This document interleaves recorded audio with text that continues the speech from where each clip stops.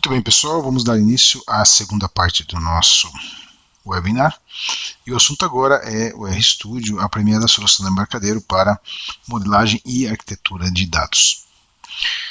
Esta é a família de produtos que compõem o RStudio, então eu vou falar um pouquinho sobre cada um deles, depois nós vamos diretamente para a ferramenta e explorar especialmente as 10 principais razões pelas quais as principais empresas e arquitetos de software e de dados têm preferido o RStudio da Embarcadero.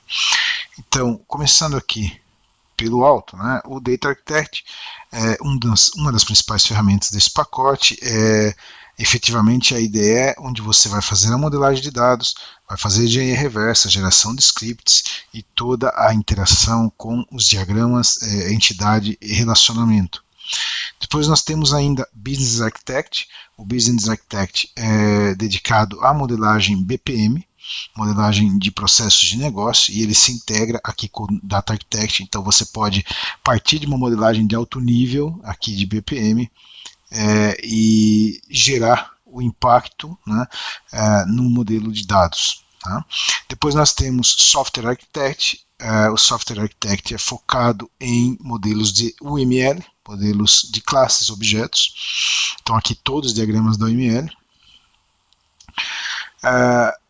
O repositório, então esses produtos, como por exemplo o Data Architect, se integra com o repositório. O que é o repositório? O repositório é um versionador e também uma ferramenta de compartilhamento que permite mais de uma pessoa, mais de um arquiteto ou mais de um desenvolvedor efetuando alterações no mesmo modelo simultaneamente. Então, o que o repositório vai lhe proporcionar é versionamento deste modelo aqui do Data Architect. Esse versionamento ocorre individualmente para cada artefato do modelo, ou seja, eu não estou versionando o arquivo do projeto e sim, nós estamos versionando cada artefato, cada tabela tem sua versão individual aqui no repositório.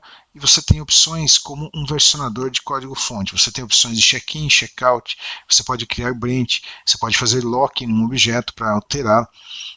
E no momento que você faz um check-in, por exemplo, todos os demais modeladores ou pessoas envolvidas nesse projeto recebem a alteração em tempo real.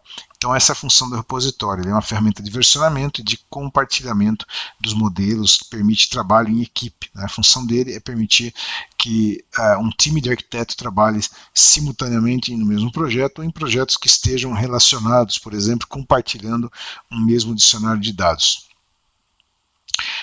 Depois nós temos o Team Server, e o Team Server se conecta ao repositório e permite que você, via uma interface browser, navegue nos modelos que estão armazenados no repositório. Então o Team Server é uma ferramenta de colaboração que vai permitir navegação nos modelos por um browser de maneira 100% visual, a mesma visualização que você tem no modelo. Aqui na ferramenta de modelagem do Data Architect, você tem via browser, naturalmente o modelo é read-only para consulta, porém apresentando todos os detalhes de cada um dos objetos, das tabelas, etc., diretamente numa interface browser. Além disso, aqui no Team Server nós vamos encontrar glossários, termos, e que esses glossários e termos podem estar relacionados a objetos e entidades do seu modelo de dados, então criando aí uma árvore de impacto, né? Usar um termo e definir qual a razão da existência, por exemplo, de um determinado atributo ou de uma tabela em função de uma legislação ou o que quer que seja, né? Regras da companhia. Então, definição de termos e glossários ocorre aqui no Team Server e pode ser integrado ao modelo de dados, além de search, relatórios, etc. Esse é o Team Server, a gente vai explorar ele ainda hoje. E finalmente, MetaWizard, ele é um plugin que permite que essas ferramentas exportem e importem modelos para qualquer uma das ferramentas disponíveis no mercado. Então eu posso aqui do Data Architect, por exemplo, para facilitar a sua migração, eu posso facilmente importar modelos do Irving, facilmente importar modelos do Power Designer e Oracle Designer e qualquer outra ferramenta de mercado. Permite importar e facilmente migrar para o RStudio. Especialmente com relação ao Irving, nós garantimos 100% de acuracidade. Eu consigo clonar um modelo do Irving para dentro do RStudio de uma maneira extremamente prática e aí oferecer uma melhor performance. A RStudio é uma ferramenta 64 bits, 100% 64 bits, suporta modelos muito grandes. Nós temos clientes com modelos de mais de 20 mil entidades com uma ótima performance, então essa é uma das razões, inclusive, para que você migre de outras ferramentas para o RStudio, em função do crescimento dos modelos, né? Cada vez mais os modelos são maiores, tem mais objetos e mais pessoas precisam estar com o modelo atualizado em tempo real em suas mãos. Então essa é a razão da existência desta suíte de produtos. Em geral, o RStudio permite engenharia reversa e geração de scripts com uma precisão muito grande, comparação de alterações extremamente rápida, controle de versões com repositório. Então isso nós estávamos comentando, permite que você compartilhe o modelo, além de compartilhar, que tem um controle de versão integrado, você pode fazer rollback, voltar à versão anterior, etc. Além do mais, tem um diferencial muito grande que é um modelo lógico, suporta um modelo lógico e múltiplos modelos físicos, e isso te dá uma visão real de projeto, a gente vai entender como isso funciona aqui na prática. Essas são as 10 principais razões pelas quais os usuários têm preferido o RStudio. Então nós vamos passar lá para a máquina virtual onde eu tenho o RStudio instalado e vamos explorar cada uma dessas razões passo a passo, ok? Então vamos lá. Vou executar aqui é a criação de um novo modelo, né?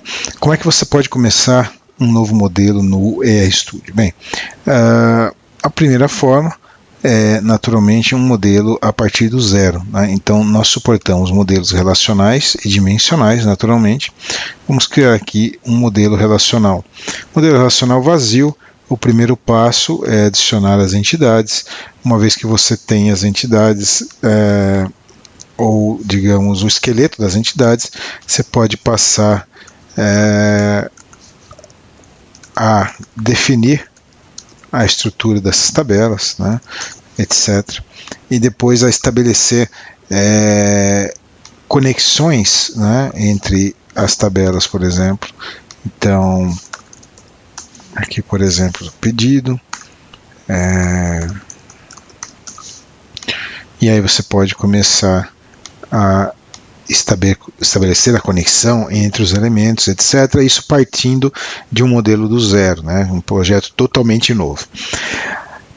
A segunda opção é o processo de engenharia reversa. Então a engenharia reversa permite que você conecte num banco de dados e faça a engenharia reversa desse banco de dados, modelando automaticamente tudo aquilo que você já tem lá no seu banco de dados para começar a executar a documentação. Então a gente vai ver isso na sequência. E a terceira opção é importar um modelo existente de uma outra ferramenta ou de um arquivo SQL. Então aqui, para que vocês tenham uma ideia, esta é a gama de ferramentas que nós suportamos, das quais você pode importar modelos, né, ou extrair modelos. Você vê que é uma relação realmente bastante grande. A gente praticamente importa de todas as ferramentas que estão disponíveis no mercado e exporta também. Isso simplifica em demasiado a adoção da ferramenta, né? Para mostrar para vocês o conceito de submodelos, eu vou carregar aqui um projeto pronto. Então vamos considerar aqui esse projeto exemplo. Esse aqui a gente vai fechá-lo. Aqui você tem um modelo principal. Então, detalhando um pouco aqui o que você está vendo, né? Você tem um modelo lógico, um modelo físico, né, relacional, tradicional, e aqui uma implementação de um data warehouse, criando tabelas dimensionais, né, para o modelo acima. O primeiro detalhe aqui a entender sobre submodelos vamos aqui no modelo lógico, né, que é o modelo por onde você começa o seu projeto, né? Então, aqui no modelo lógico, você pode observar que nós temos um main model, ou seja, o modelo onde todas as entidades estão disponíveis, né? E depois você tem submodelos, tá? E aí normalmente esses submodelos são divididos ou por área de negócio ou por área funcional do seu sistema. Então aqui nesse caso a gente tem recursos humanos, parte de registro de pessoas, né, funcionários, produção, etc. Todas as entidades existem no modelo principal. Então aqui o modelo principal tem 69 entidades, além de atributos, etc. Né? E parte dessas entidades vai estar disponível em cada um dos submodelos. Uma entidade pode participar de vários submodelos, não importa. Ela é única nesse projeto e ela só vai existir fisicamente uma vez. Ela está presente no main model, mas ela pode ser exibida em vários submodelos. Né? A criação de um submodelo é extremamente simples. Basicamente, o que você tem que fazer é criar aqui um novo submodelo, né? Então nomeá-lo, e adicionar entidades, né, e para este submodelo. Né? Então, uma vez definido aqui um submodelo, ele está inicialmente vazio, aqui botão direito, Edit Submodel, e eu consigo, por exemplo, vamos partir aqui dessas tabelas, eu consigo definir quais são as tabelas que eu quero que participem desse submodelo, né? Então agora eu tenho aqui um submodelo com 4 entidades, vamos reorganizá-lo. Né? Você tem aqui no RStudio ferramentas de organização visual que são extremamente interessantes. Ele permite que você organize o seu modelo em mais de um padrão. Né? Isso é extremamente performático e funciona bem, não importa a quantidade de tabelas que você tem aqui nesse modelo. Então aqui eu tenho tabelas que estão relacionadas e ele automaticamente está me criando um layout aqui visual para essas tabelas. Né? Então nós criamos aqui um submodelo, assim como para qualquer outro submodelo, basicamente você pode editar, adicionar ou remover tabelas, ele já te mostra aqui quais já estão, né, nesse submodelo, quais fazem parte, quais não, você pode adicionar ou remover tabelas ou views, etc. desse submodelo. A ferramenta também permite que você configure segurança por cada um dos submodelos. Então, usando o repositório, que a gente vai falar um pouquinho mais tarde, cada pessoa pode ou não acessar um ou mais submodelos. Então, você consegue definir isso também de acordo com a área, né, de cada um dos funcionários ou projeto que esse funcionário está envolvido. Removendo um submodelo, você não está removendo as entidades dele. Tá? Você simplesmente deixa de ter aquele agrupamento das entidades, mas as entidades não são removidas. Ok? Então, esse é o suporte a submodelos. Você pode ver extremamente flexível, porque você pode configurar inclusive visualizações diferentes por submodelo. Então, vamos imaginar que nesse submodelo eu quero mudar aqui o meu critério de visualização, então eu posso exibir mais ou menos informações. Por exemplo, eu gostaria de exibir aqui o tipo de dado e no option, né? Estou ordenando aqui pela ordem lógica dos atributos, né? E aqui você pode selecionar outros detalhes que você queira exibir. Por exemplo, quero exibir o owner dessas tabelas, né? Então, fazendo aqui a alteração na visualização, somente para esse submodelo eu acrescentei essas informações, eu posso reorganizá-lo aqui, eu acrescentei a visualização do tipo de dado, not null, mas isso segue como estava para os demais submodelos. Então, cada submodelo é realmente vivo, cada submodelo tem a sua vida própria. Né? Ok? Então, isso sobre a utilização de submodelos. Eu vou, para que vocês compreendam aí a separação lógica e física, eu vou fazer uma engenharia reversa. Então, vamos fechar esse projeto. Vamos conectar aqui numa base SQL Server. Então, tem aqui uma base da SQL Server rodando aqui nessa outra VM. Nós vamos conectá-lo.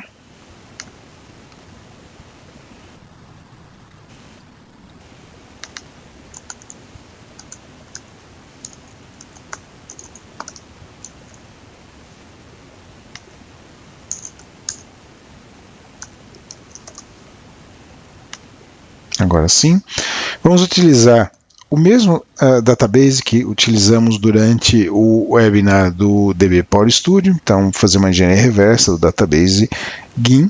Né? Basicamente, eu quero as tabelas de usuário. Finish. Como resultado, você tem aqui o modelo lógico, né, esse que nós estamos vendo aqui em primeiro plano, e um modelo físico. Né? Naturalmente, essa foi uma importação da SQL Server, então esse modelo físico representa uma base de dados SQL Server. O que nós queremos dizer com um modelo lógico e múltiplos modelos físicos? Né? Primeiro, você vai fazer toda a definição e alterações sempre no modelo lógico. E em seguida, enviar essa alteração para o modelo físico, sendo que você pode ter no mesmo projeto mais de um modelo físico. Então, isso se presta a mais de uma funcionalidade. Né? Então, vamos salvar esse cara aqui como data view, que é o nosso evento de hoje. Primeira funcionalidade que nós podemos ter é representar com os modelos físicos diversas plataformas para as quais esse sistema está sendo desenvolvido. Então vamos considerar que este mesmo projeto tem sua implementação em SQL Server. Então vou aqui renomear isso para MS SQL. E agora eu gostaria de ter a mesma aplicação em Oracle. Então eu vou gerar um novo modelo físico. Nesse caso Oracle. Vamos trocar aqui para Oracle 12c, por exemplo. Finish. Okay?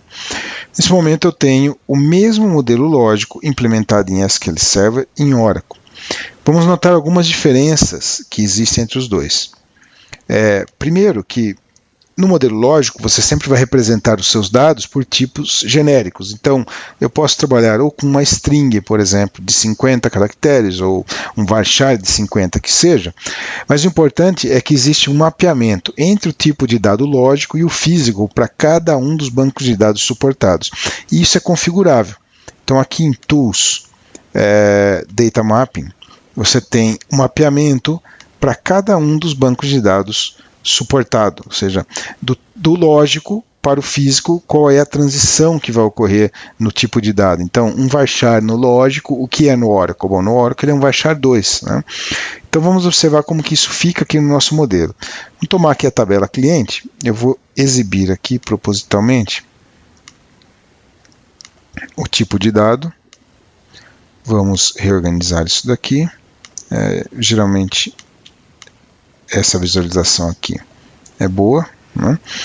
Então, aqui no cliente, vamos dar um zoom aqui nesse cara, você tem que o last name é um varchar de 100. Né? Muito bem. Vamos lá para o SQL Server. Né? E vamos fazer o mesmo. Vamos exibir. Você pode exibir aqui os detalhes no próprio diagrama, ou você pode simplesmente fazer um duplo clique aqui na tabela. Você vai ter edição de todos os detalhes da tabela. Aí você tem edição dos atributos, você tem edição visual para índices, foreign keys, PKs, todos os detalhes de cada um dos artefatos de acordo com o seu banco de dados. Então ele é sensível a qual banco de dados você está conectado, ele vai exibir mais ou menos informações de acordo com a base de dados que você está conectado. Então aqui em columns eu estou vendo que meu first name, por exemplo, last name é um varchar de 100, essa implementação no SQL Server. Vamos lá para o Oracle, a mesma tabela, duplo clique. Quem é meu last name? Bom, meu last name no Oracle é um varchar 2 de 100, como você está vendo aqui. Então, esse mapeamento de tipos de dados diferentes entre os bancos de dados, ele faz automático para você, de acordo com a configuração que nós vimos aqui no menu Tools. Se eu quero implementar uma mudança, então, vamos voltar aqui à nossa visualização, nós vamos implementar uma mudança aqui justamente no last name. Né?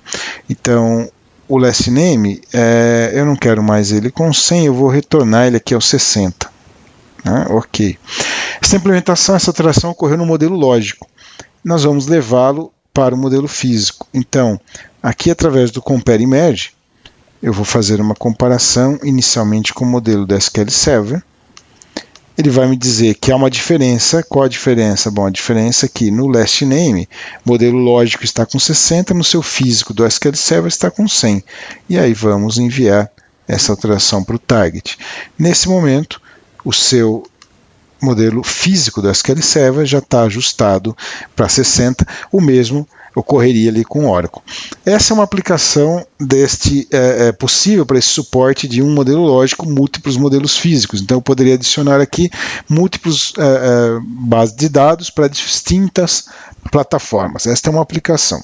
A outra aplicação possível é representar, então deixa eu remover esse cara daqui. A outra aplicação possível é você representar as diferentes etapas ou fases do seu desenvolvimento. Então, normalmente, num ambiente de desenvolvimento estruturado, você tem lá o modelo de desenvolvimento, você tem, então vamos gerar um novo modelo físico, ó, Generate Physical Model. Nesse caso, vamos mantê-lo em SQL Server, né? Então, esse aqui é o modelo de homologação, né? É um ambiente de homologação e vamos gerar um novo modelo físico. Esse é o ambiente de produção. Nesse momento, o que nós temos é uma representação da sua realidade de desenvolvimento. Normalmente, você tem um modelo lógico onde estão todos os objetos, todos os artefatos, todas as tabelas. Um modelo de desenvolvimento que vai receber as alterações que serão desenvolvidas. Depois, numa segunda etapa, você vai levar as alterações do modelo de desenvolvimento para o modelo de homologação. Então, eu posso comparar os dois modelos e extrair o script para rodar lá na homologação. Uma vez que o projeto está homologado, você compara a homologação com produção e extrai o script para rodar em produção. Então, isso tem o poder de representar cada um das suas etapas de desenvolvimento. Então, você tem lá uma visão de como está o ambiente de desenvolvimento, de como está o ambiente de homologação, ou seja, quais tabelas já existem aqui que não existem em produção, por exemplo, porque o software ainda não está pronto. E a capacidade de representar o modelo de produção, ou seja, esta é a versão que deve estar em produção. Se eu precisar recompor o ambiente ou fazer uma alteração ou comparar, eu tenho aqui o modelo de produção. Então eu consigo com isso representar os estágios de desenvolvimento do meu projeto. Essa é outra aplicação prática dessa visão de um modelo lógico para múltiplos físicos. Ok? Então essa árvore é que nos permite ter essa visão e ter esse nível de suporte. Isso é único nessa categoria de ferramentas. O RStudio é a única ferramenta que suporta um modelo lógico, múltiplos físicos com esses recursos de comparação, como vocês estão vendo aqui. Uma vez que você tenha implementado mudanças, né, então aqui, a partir do modelo físico, nós vimos que você pode comparar um modelo lógico com um modelo físico, por exemplo. Eu posso também comparar um modelo físico com outro modelo físico. Uma vez implementadas as mudanças, vamos imaginar que eu queira executar as alterações que eu fiz aqui no ambiente de desenvolvimento na minha base de dados. Então, eu vou gerar o script, né? Então, nesse momento, o que eu vou fazer aqui é comparar. Então, você tem aqui o recurso de Compare e Merge. Eu vou comparar esse modelo físico não com outro modelo do projeto, mas sim contra a base de dados. Então, aqui eu vou comparar o modelo contra a minha base de dados GIM, né? Isso vai permitir, ele vai conectar na base de dados e vai comparar quais são as diferenças do meu modelo para a base de dados. Então, minha base de dados continua lá com 100, mas meu modelo físico já está indicando que esse campo deveria ser 60. Então, aqui, target, e nós vamos gerar como resultado o script para ser aplicado lá na base de dados destino. Tá? Então, ele está já automaticamente gerando. Eu posso executar por essa ferramenta ou eu posso tomar esse script e enviar lá para o DBA ou para a pessoa responsável pela produção, que será o responsável por executar esse script. Então isso fecha um ciclo básico aí de uso da ferramenta, né? Nós fizemos uma reversa, fizemos uma alteração no modelo lógico, enviamos essa alteração para o modelo físico e depois do modelo físico geramos o script para ser executado na base de dados. Tá? Então, com isso, nós cobrimos aqui o recurso de engenharia reversa e geração de scripts. Né? E também a separação lógica aqui física dos modelos. Nós fizemos uma reversa e aí geralmente uma pergunta que surge bom, quais bancos são suportados, né, no RStudio? Bem, o RStudio suporta todos esses bancos que vocês estão vendo aqui, desde Firebird, Interbase, Axis, FoxPro, todos os bancos relacionais mais tradicionais como SQL Server, Oracle, Postgres, Sybase, DB2, Informix, e também agora, mais recentemente, isso nós começamos a partir da versão XE6 a suportar bancos Big Data. Então, já estamos homologados aí para Hadoop Hive, MongoDB, Greenplum, NTISA, Teradata e outros mais aí que estão sendo adicionados, inclusive já certificados, por exemplo, MongoDB. Então, se nós viermos aqui, você tem um hot site especial para o Hadoop Hive, né, com documentação e vídeos sobre nosso suporte para o Hadoop, e também um hot site aqui para o MongoDB. Então, aqui também com vídeos e tutoriais falando de como é o suporte ao MongoDB. Então, todas essas bases de dados são suportadas no RStudio, ok? Então, realmente é um suporte bastante amplo, com engenharia reversa e geração de scripts para todas essas plataformas, ok? Então, nós passamos aí pelo processo de engenharia reversa. Vamos falar um pouco de extensões de metadata. Então, o que são extensões de metadata?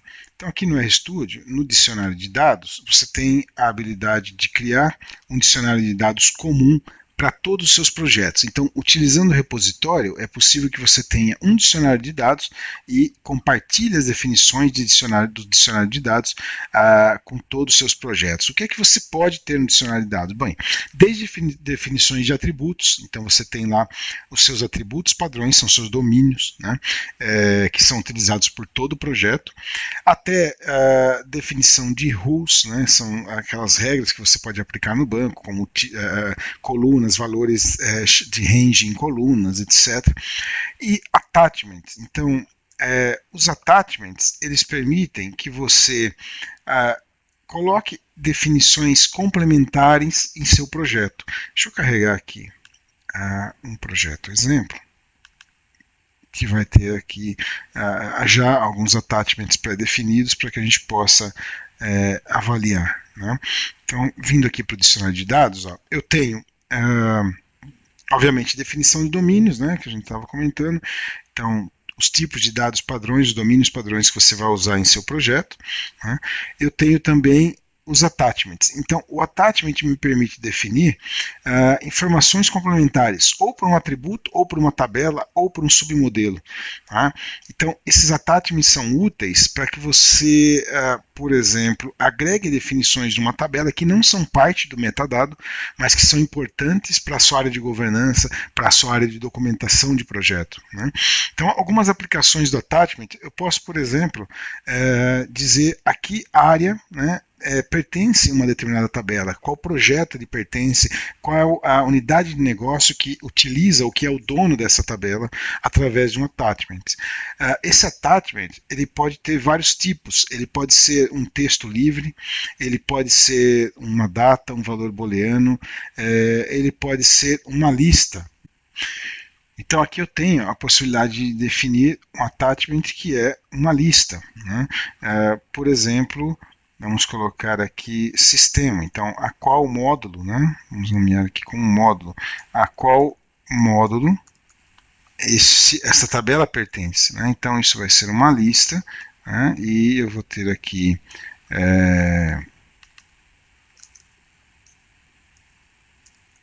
módulo 1,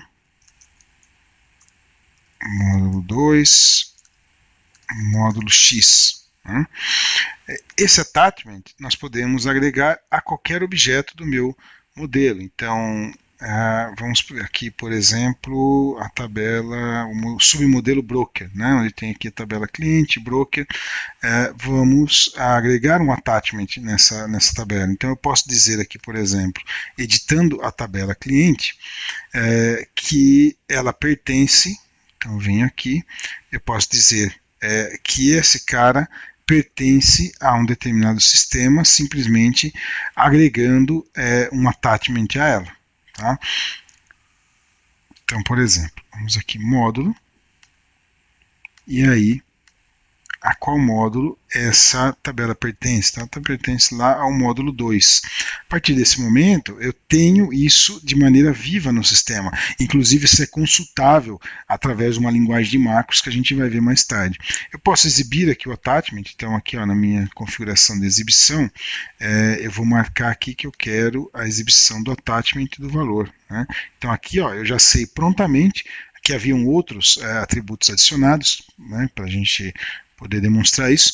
Aqui, ó, o módulo 2. Então, diretamente eu sei a quem essa tabela pertence. Né? Então, essa é a função dos attachments. E depois eu posso fazer relatórios, filtros. Eu posso, por exemplo, gerar um relatório que me exiba liste todas as tabelas que são do módulo 2. Isso também é possível. Tá certo? Ou aplicar uma alteração em todas as tabelas do módulo 2, também é possível, através de uma macro, por exemplo. Então, essa é a funcionalidade das extensões de metadado dos attachments. Ok?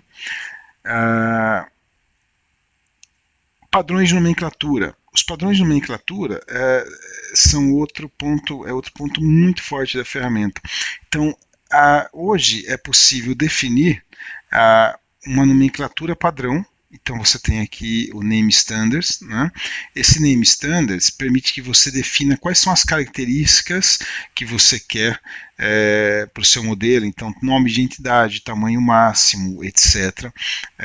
Tamanho máximo, nome do atributo, se você vai usar um tipo de caixa alta e baixa em especial, prefixos, etc. O mesmo para o físico. E mapeamento, ou seja, qual é a relação entre lógico e físico. Né? Então, aqui no dicionário de dados, você pode ter padrões de nomenclaturas anexados. Ó, aqui eu tenho o abbreviation list. Né? Então, tem as definições para este modelo, né? Como eu quero o modelo lógico e físico, e tem o mapeamento. Quando uma tabela no nome lógico tem o nome address, no nome físico eu estou reduzindo ela para uma sigla aqui, a DDR. Isso permite que lá no modelo lógico você defina tabelas e nomes de atributos, como por exemplo, nome do cliente. Né? E aí lá no físico isso vai ser non-cli. Mas isso passa a ser automático, você simplesmente cria o modelo lógico e no momento da geração do físico ele vai aplicar essas definições para você ou em tempo real. Uma vez que você tenha ativo o padrão de nomenclatura, eu posso, em tempo real, quando eu estou digitando aqui o meu nome lógico, né, aqui nos meus atributos, que ele faça já a transformação para o nome físico. Né? Então, que vai ser usado lá na tabela física na hora de enviar para o banco de dados. Então, isso é extremamente útil para que você faça a padronização do seu projeto, né, do seu modelo. Isso é extremamente útil nessa área de governança de dados e metadados, né, que é exatamente onde esse recurso se aplica. Então, esse recurso da abreviatura permite automatismos como esse, por exemplo. Ó, eu vou definir que essa tabela ela usa esse padrão de abreviaturas, né? O Abbreviation List 1.0. Aqui no Abbreviation List 1.0 nós temos, por exemplo, no mapeamento que o campo Location. Então, aqui, location, no modelo lógico, location lógico vai ser lock no físico. Né? Então, eu vou editar aqui a tabela cliente, nós vamos aqui a atributos, vamos adicionar um novo atributo. O atributo será o location. Você pode ver, em tempo real, estamos digitando location, o nome da coluna no físico vai ser lock. Tá? Então, isso simplifica e padroniza a sua modelagem, né? Esse tipo de recurso. Então esse é mais um automatismo aí do RStudio, nomenclaturas, tá? Suporte a nomenclaturas. Outro recurso interessante, a gente falou ali de submodelos, então todos os objetos estão no main model e podem estar repetidos nos submodelos, né? Um recurso bastante interessante que você consegue é aqui, ó, se eu venho aqui sobre a tabela cliente no meu main model, por exemplo, botão direito, você tem o Where Used. Where Used vai te mostrar o impacto, ou seja, onde essa tabela está usada, né? Então no modelo lógico, ó, essa tabela client, né? Ela está sendo usada neste submodelo, né? Neste projeto físico. Então aqui eu tenho a tabela cliente, também nesse projeto físico, né? Nesse submodelo. Então você consegue entender todos os lugares onde essa tabela está sendo usada. Isso também é muito importante para que você tenha uma visão completa aí do projeto, né? Então tá aí, falamos de nomenclatura e aqui um pouquinho do impacto, né, do Where Used.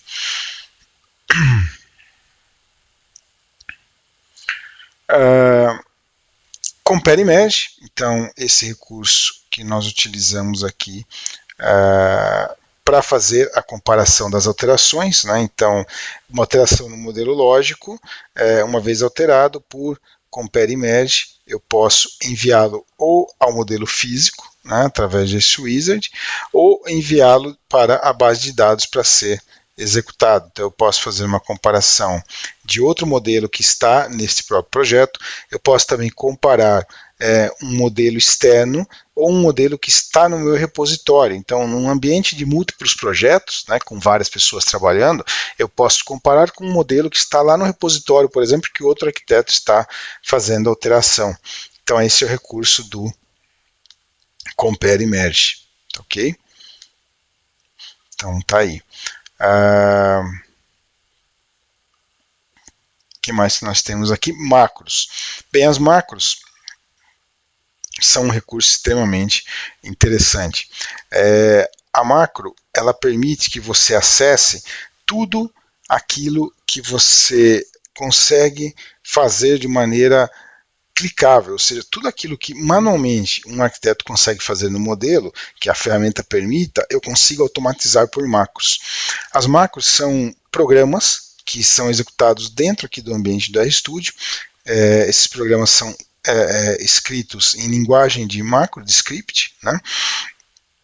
Em VBA, Visual Basic for Application, e essa macro permite que eu acesse o objeto com aqui do RStudio e automatize tarefas ou crie macros para a área de qualidade. Então, a ferramenta vai trazer aqui uma lista de pelo menos 50 macros prontas, você pode criar a sua, não tem limitação alguma. E você vai encontrar macro desde, por exemplo, exportação do metadado para Excel, você pode exportar o dicionário de dados para Excel, alguma pessoa completar as definições, por exemplo, de negócio, né, dos atributos, e você reimporta isso e atualiza o modelo, até macros de produtividade. O que faz as macros de produtividade? Bom, vamos considerar que você acabou de fazer uma engenharia reversa aí do seu modelo e você não tem até então um padrão de nomenclatura, por exemplo, para índices, né? Então eu posso aplicar aqui uma nomenclatura para índice automático. Por exemplo, eu quero padronizar a nomenclatura de PK, de FK ou de índice. Então aqui na nomenclatura de índice, quando você executa, ele vai pedir aqui uns parâmetros. Eu quero, por exemplo, todos os objetos, índices primários, eu quero utilizar o nome da tabela com um prefixo, por exemplo, IDX, né, underscore, posso colocar um sufixo, aqui você tem um preview de como os nomes dos índices vão ficar. Então são automatismos que vão incrementar em muito a produtividade aí do desenvolvedor, do arquiteto de software. Tá?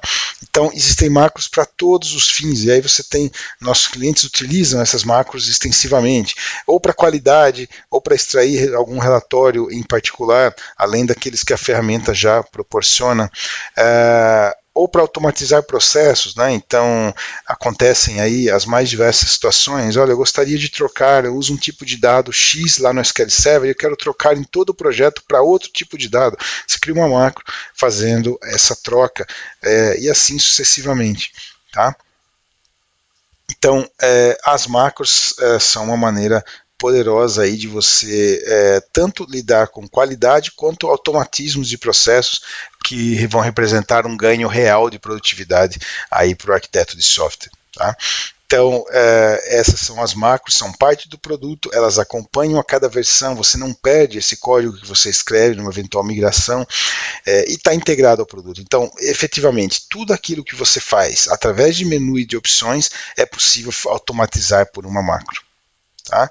Aí você tem as mais diversas aplicações possíveis, inclusive a macro pode ser invocada por comando de linha externamente à ferramenta, então isso permite também criar outras automações. Tá? Então eu quero que todo dia rode lá uma macro de compliance que vai checar pelo meu padrão de nomenclatura ou meu padrão de modelos da minha companhia e gere um relatório de não conformidade e envie lá para o chefe, para o administrador dos modelos, para que ele possa checar isso e pedir aí para que cada um faça os ajustes necessários. Então é possível. Tá? Então esse alguns exemplos aí do uso de macros. Tá, ok? Ok, nosso próximo assunto são os Universal Mappings. Universal Mappings permite que você crie o conceito de modelo corporativo dentro dos seus projetos. A maioria das companhias tem aquelas tabelas ou alguns modelos que são reutilizados em vários projetos. Então, ao invés de ficar duplicando esses modelos, né, ou criando, correndo o risco de ter diferentes definições dessas tabelas, nós podemos aplicar os Universal Mappings e garantir essa padronização criando o conceito de um modelo corporativo. Então, como é que isso funciona? Aqui no nosso modelo de exemplo, que esse modelo de onde nós fizemos a engenharia reversa, eu vou criar uma nova entidade. Então, aqui vamos inserir uma entidade. Né? Vamos chamar aqui de teste, por enquanto. Tá? E eu gostaria de mapear essa entidade teste para um modelo, digamos, corporativo. Então, vamos considerar que essa tabela employee, que está aqui no submodelo de recursos humanos desse projeto exemplo, é meu modelo corporativo e eu quero mapear essa tabela aqui para a tabela employee. Então, aqui, botão direito, eu vou fazer um compare merge. Aqui está selecionado o projeto Adventure Works. Né? Então, next. Vamos comparar com o Human Resources aqui. Next.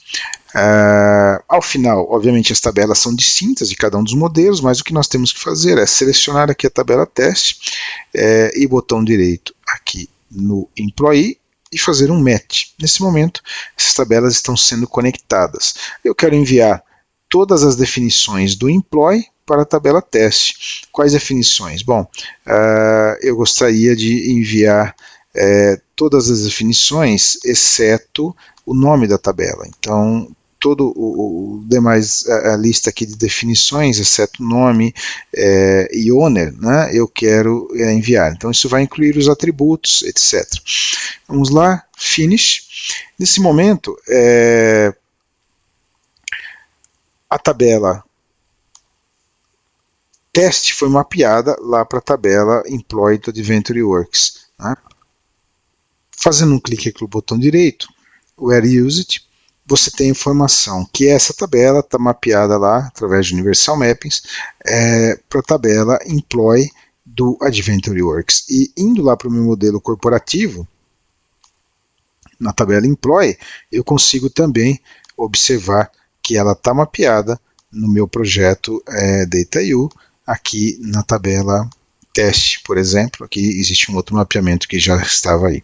Então, esse é o recurso de Universal Mappings que nos permitem criar esse conceito de modelagem corporativa, extremamente útil isso para grandes projetos. Vamos lá para a nossa razão de número 9 para que você migre seus projetos para o RStudio é o suporte nativo a Big Data. Então, nós comentamos anteriormente que hoje o RStudio já suporta diversos motores de Big Data, como o Hive, por exemplo, MongoDB, Teradata. Né? Então, eu tenho aqui um modelo exemplo, né, que foi extraído de uma engenharia reversa de um motor de uma base de dados Mongo. Né? Então você vê aqui que ele tem a notação correta, por exemplo, para coleções. Então aqui um publisher que tem vários livros, né? Então essa notação própria para coleções. No modelo Big Data você está falando em coleções, não são tabelas relacionais, e isso está devidamente representado. Então a gente suporta a modelagem com as notações corretas, inclusive para Big Data. Você pode ver aqui objetos, né, ao invés de tabelas, no modelo físico, e essa representação que indica, né, o relacionamento que existe aqui entre as coleções. Né? Se você vem aqui para a edição da tabela, né, aqui no próprio relacionamento você pode ver que ele tem objetos aninhados como endereço, né, e objetos filho aqui como o livro. Então é justamente o que está acontecendo aqui. Tá? Então suporte nativo com inclusive engenharia reversa e geração de scripts para esses motores de Big Data que você está vendo aqui. Ok? Então esse é mais aí de um dos principais novidades do produto nas versões mais recentes. A gente vai falar agora de repositório, publicação e colaboração. Então vamos lá. Eu vou fechar esses projetos que estão aqui carregados. Nós vamos começar fazendo um login lá no repositório. Então, para que vocês entendam, aqui nesta VM estou rodando, além do SQL Server que nós estamos utilizando, o repositório, que é um serviço ao qual nós vamos nos conectar. E também ali eu estou rodando o nosso Team Server, que é o portal web. Tá? Então aqui eu vou fazer um login no repositório. Nesse momento eu estou conectado no repositório. Ao invés de carregar um projeto local, né, o que nós vamos fazer, uma vez que eu tenho aqui, que eu esteja aqui conectado ao repositório, nós vamos fazer um get do repositório. Então, ao invés de carregar um arquivo que está na minha máquina, eu vou olhar lá para o repositório e vou fazer um get de um projeto. Né? Então, por exemplo, vamos tomar aqui esse projeto GIN, que está no repositório. Que ele vai fazer uma cópia localmente do projeto. Como você pode ver, aqui já tem uma diferença na notação visual, né, do projeto. Aparece aqui um cadeado. Esse cadeado indica que esse projeto está locado. Né? O que significa isso? Se eu quero executar aqui uma alteração no meu projeto, eu preciso fazer um checkout. Então, aqui no submodelo cliente, digamos que eu queira fazer uma alteração aqui na tabela cliente, quando eu dou um duplo clique, ele já pergunta o que eu quero fazer. Eu quero fazer um checkout ou só entrar em modo view? Então, o modo view, eu posso observar aqui as definições, mas não posso alterar nada. Né? Se eu quero fazer uma alteração, botão direito, checkout, vou dar um checkout aqui na tabela. Ele vai mudar aqui a notação, o cadeado passa a estar aqui aberto, né, como você pode ver, em verde, e aí eu tenho o direito de fazer a alteração nessa tabela. Uma vez feita a alteração, concluído, né, aqui qualquer alteração que eu tenha feito, botão direito, você pode fazer um check-in. Tá?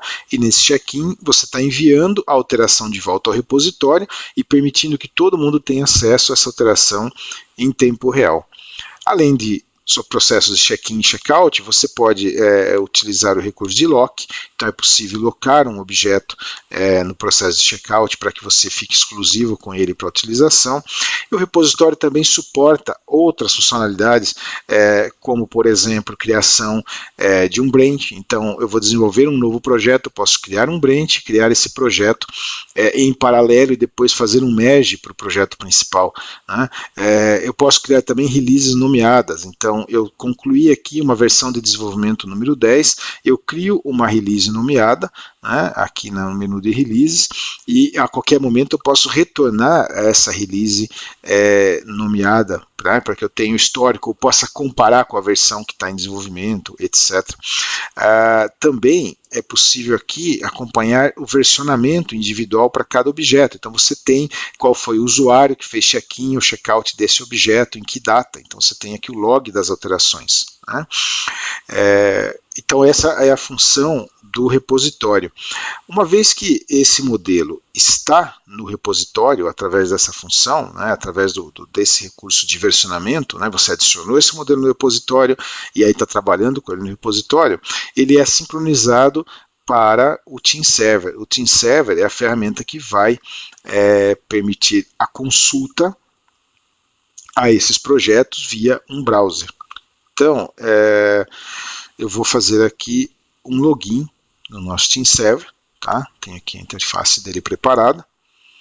Uma vez logado na interface do Team Server, a primeira funcionalidade que a gente vai conhecer, que ele tem um welcome page, uma tela aqui de boas-vindas com acesso a vídeos, etc., né?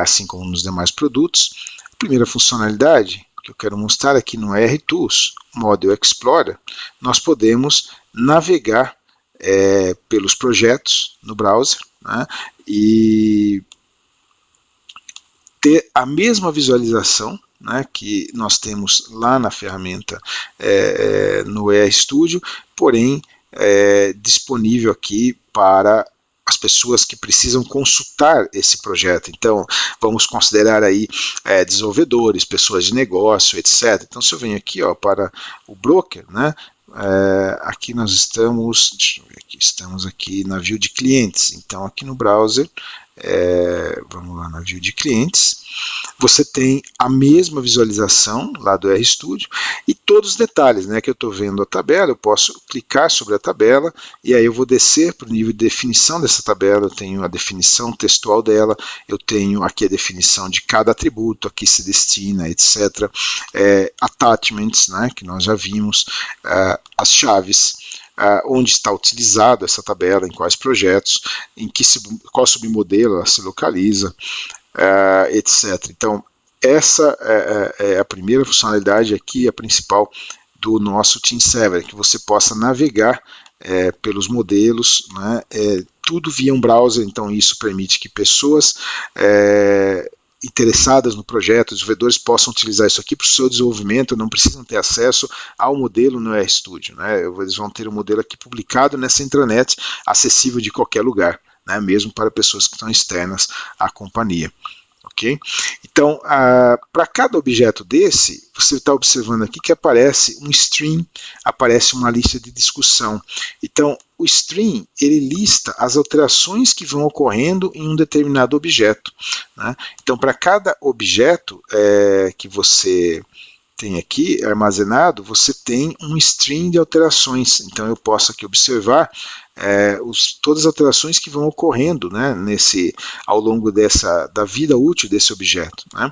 Eu tenho também discussões em torno do objeto. Eu posso criar um tópico de discussão e discutir, por exemplo, alterações em torno do objeto. Então o DBA, o arquiteto vai receber lá na ferramenta, no RStudio, as discussões que estão ocorrendo aqui na interface do Team Server, né? Você tem também a opção de seguir um objeto. Então aqui o follow, similar ao que ocorre numa rede social, permite que você receba automaticamente uma notificação quando esse objeto for referenciado ou alterado. Então você loga lá no seu perfil e você vai ver no seu homepage que esse objeto foi, aqui na string, que esse objeto foi alterado, por exemplo. Tá? Então, isso vai te ajudando a se manter atualizado sobre os projetos que estão, o que está acontecendo nos projetos, né? Você tem também aqui um search. Então, no ER-Objects, eu consigo fazer uma pesquisa em todas as tabelas, atributos de todos os projetos da companhia. Eu quero, por exemplo, encontrar todas as tabelas que tenham no seu nome algo como cliente. Então, facilmente eu localizo todos os objetos ou atributos com o nome cliente, mas se eu quero só tabelas, então eu venho aqui, Table, e faço um filtro, só tabelas com o nome cliente alguma coisa, né? que estão no meu repositório, e aí eu posso encontrar um objeto facilmente que eu estou procurando. Tá? Então é como um Google aqui para os dados. Né? Você tem também a gestão das pessoas, né? São os participantes desse projeto. E aqui, glossários e termos. Né? Então, os glossários me permitem criar um conjunto de termos que vão estar relacionados aos meus modelos. Esses termos, por exemplo, vamos tomar esse termo aqui. Esse termo é uma definição, pode ser uma legislação, pode ser uma regra de negócio, e esse termo ele vai estar relacionado a objetos, um ou mais objetos do meu metadado. Isso ajuda a compreender o impacto que as alterações vão ter. Então, uma eventual alteração num termo como esse pode causar um impacto nesses objetos, ou em um atributo, etc.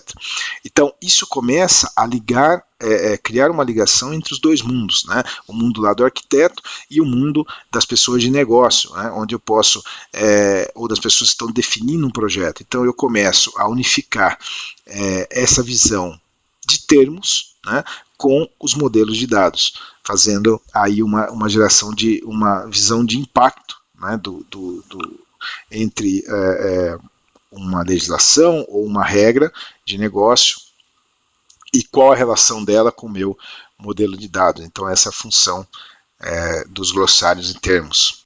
Então este é o nosso RStudio Team Server. Tá? É uma ferramenta de colaboração que permite navegação nos modelos, permite pesquisa, permite a criação de glossários e termos e o relacionamento disso com os objetos de negócio. Também definição de relatórios, então é possível aqui criar novos relatórios e executar relatórios existentes, né? Então você tem aqui um conjunto de relatórios já pré-definidos, mas você pode criar seus próprios relatórios, né? Também data sources, então os data sources permitem algo bastante interessante. Eu posso criar o meu diretório de data sources da companhia. Né? Na maioria das empresas, o pessoal tem uma planilha ou algo assim para saber quais são todas as instâncias que eu tenho implementadas na empresa, né, dos bancos de dados, e aqui se destinam essas instâncias, né, instâncias de teste, instâncias de homologação, de um mesmo sistema, de outro sistema. Eu consigo aqui definir os data sources de maneira integrada ao Team Server. Uma vez definido esse data source, então aqui basicamente o que você tem que dizer é onde esse data source está implementado, ou seja, qual é o IP ou hostname, etc., qual a plataforma, e quais modelos, e aí que fica interessante, quais modelos do meu repositório estão implementados nessa instância. Bem, qual é o resultado prático disso? Né? Onde é que isso quer chegar? Se nós viermos aqui para o RapidSQL, a ferramenta que nós vimos na palestra anterior, você vai observar que esse data source definido aqui no Team Server está disponível aqui para o RapidSQL. Né? E estando disponível aqui para o RapidSQL, eu posso fazer um login nesse data source, como você pode ver, né? Um data source da SQL Server. E uma vez logado, no momento que eu vou aqui, o meu desenvolvedor vai lá escrever uma query. Então vamos considerar aqui um select, asterisco, from client, né? Client.clientID igual a 1. Uma query válida aqui. Se você observar aqui um tracejado embaixo de algumas palavras dessa instrução SQL, o que é que vai acontecer? Diretamente aqui na ferramenta de SQL, eu tenho uma visão do metadado, ou seja, olha aqui, a definição da tabela cliente, para que ela serve, a definição do ID, né? Quais são as colunas que estão sendo aqui retornadas por esse select, de todas as colunas aqui, select asterisco. Então, isso leva as definições de metadado diretamente lá para o meu desenvolvedor. Ele não precisa ir consultar em tempo real, conforme você atualiza as definições, definições, ele tem acesso a qual o significado de cada um dos elementos, e isso evita erros, né? Evita que o cara use uma tabela errada, um atributo errado num filtro, etc., porque ele está olhando para a documentação em tempo real. Então, essa é a integração que existe entre as ferramentas do DBA desenvolvedor, que é o Power Studio, e o RStudio, que é a ferramenta de modelagem, onde estão as definições do metadado, onde são aplicadas aí todas as definições de projeto, ok? Então isso é o nosso Team Server e aí os recursos de repositório, publicação e colaboração. Muito bem, além desses pontos que nós já vimos, eu gostaria de adicionar um item aqui a esta relação, que é uma novidade da última versão do RStudio. Então, essa versão que nós estamos trabalhando aqui é a XZ7, né? E entre as principais novidades do produto nessa versão, eu gostaria de destacar aqui o suporte a Agile, ou suporte a controle de tarefas. Então, isso foi adicionado no XZ7 e vai ser expandido com diversas integrações. Nós vamos falar de roadmap depois ao final. Então, suporte Agile, como é que isso funciona, né, na prática, e o que é que nós temos no produto para suportar tarefas, né? Então, vamos imaginar que aqui nesse projeto, que está no meu repositório, esse é um recurso que necessita do uso do repositório, eu quero adicionar aqui uma nova entidade, né? Normalmente, a adição de uma entidade ou qualquer alteração está baseado numa task. Então, a partir dessa versão, o RStudio passou a suportar o conceito de tarefas e change record, para que você possa integrar o arquiteto de software a um processo de gestão ou a um processo de tarefas, né, a gestão do projeto em si. Então, normalmente lá o desenvolvedor, né, ele recebe lá uma task via uma ferramenta de gestão de demanda. Então, tem pessoas, empresas que utilizam Jira ou Jira, como queira, tem empresas que utilizam Team Foundation Server e outras N ferramentas, Rational, de gestão, StarTeam, de gestão de projetos. Então, a ideia é integrar o RStudio também a esse tipo de ferramenta, né? Então, vou mostrar um pouquinho como é que isso funciona para vocês. Eu vou criar aqui uma nova entidade, né? Vamos fazer aqui um checkout do modelo. E essa entidade aqui vai ser aqui a entidade teste ID. Somente isso nesse momento. Vou fazer um check-in desse objeto. Eu vou criar aqui um change record. Então, change record aqui, sei lá, 200. Adição, criação de nova tabela. Tabela teste. E eu vou selecionar aqui uma tarefa. Então, vamos criar aqui uma tarefa, né? O nome dessa tarefa aqui é Data Webinar. Implementar novas tabelas do módulo de vendas, por exemplo. Então, eu estou relacionando este check-in a uma tarefa e ele tem um change record que vai logar todas as alterações feitas para que essa tarefa fosse cumprida, né? Então, aqui dá um OK, ele vai fazer o check-in, criar a tarefa e fazer a vinculação. E a qualquer momento, né, da vida útil desse projeto, eu posso compreender a razão da existência dessa tabela teste ou de qualquer alteração que tenha sido feita, né? Então, aqui no repositório, no centro de gerenciamento aqui de alterações, o Change Management Center, eu tenho aqui a task, tenho qual o change record, né, que essa task está ligada, pode ser um ou vários change records, e tenho a ligação com quais objetos foram afetados por esse cara, por essa alteração, por essa task, né? Então você passa e você tem aqui qual foi o usuário e quando que ele fez a alteração. Então isso passa a incluir o arquiteto dentro de um cenário de controle de projetos, de tarefas, ou que seja a metodologia que você usa. Nós estamos citando muito Agile, né, porque isso geralmente as tasks são um conceito do Agile, mas na verdade aqui você pode aplicar qualquer metodologia. Nós estamos falando basicamente de gestão de tarefas, mas isso coloca o arquiteto dentro do mesmo fluxo de gestão de tarefas das demais pessoas da equipe.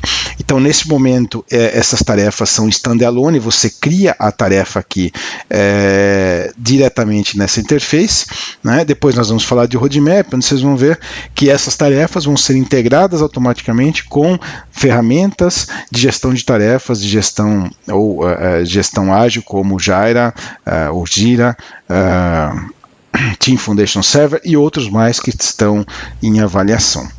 Ok? Então, isso que eu queria mostrar adicionalmente, que é esse recurso para gestão de tarefas integradas ao RStudio. Isso é uma novidade do XZ7. Então esse é o RStudio, um produto para arquitetura e modelagem de dados, com suporte a todos os bancos de dados relacionais de mercado, agora também suporte a Big Data, suporte a modelos grandes. Temos clientes com modelos que atingem até 20 mil entidades, com uma ótima performance. O produto agora ele é 100% 64-bit, tanto a camada cliente quanto a camada servidor, então isso garante uma ótima performance mesmo para modelos gigantescos. Suporte agora integrado a gestão ágil de projetos, a gestão de tarefas como um todo, né? Nós vamos passar para a sessão de perguntas e respostas, fazendo aqui um resumo do pacote, né, de tudo que você tem na suíte do RStudio. Então, Data Architect é a ferramenta para modelagem, onde você faz todo esse processo que nós vimos agora, de engenharia inversa, etc., geração de scripts. Business Architect, BPM, Software Architect para ML. O repositório, extremamente importante, porque permite que você trabalhe em equipe, faça o versionamento do projeto, ao invés de trabalhar ali isolado, né? Você tem todo mundo trabalhando ao mesmo tempo no mesmo projeto. E a ferramenta, o Team Server, que é a ferramenta de colaboração que permite que você exponha esses modelos para toda a empresa. Então não depende de uma pessoa ou outra ficar ali gerenciando os modelos ou fornecendo cópias atualizadas do modelo. Todo mundo tem acesso ao modelo em tempo real. Ok? Então esse era o recado com relação ao RStudio. Nós vamos agora ao vivo, direto de São Paulo, perguntas e respostas. A gente vai falar também de roadmap desse produto. Os contatos da Embarcadero do Brasil. Então aí você tem o e-mail, atendimento@embarcadeiro.com.br, 11 5643 1333. Se você quiser agendar apresentações personalizadas para sua empresa, tirar dúvidas sobre o produto ou cotações, então aí estão os contatos e vamos lá ao vivo, direto de São Paulo, a partir de agora.